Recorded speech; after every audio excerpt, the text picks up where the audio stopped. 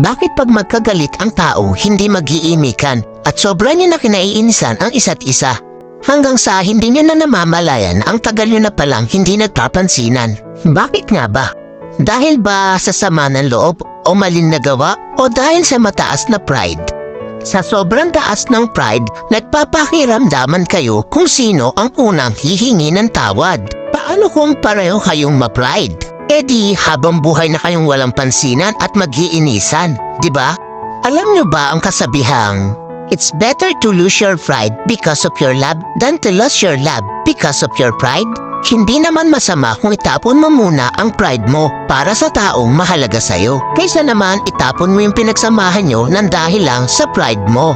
Wala namang masama o mawawala kung ikaw ang unang lalapit o iimik. Ika nga ang nagmamataas ang siyang ibinababa at ang nagpapakumbaba ang siyang itinataas. Kaya huwag ugaliin na magkimkim ng galit dahil ang galit ay basura lang sa ating puso at isipan.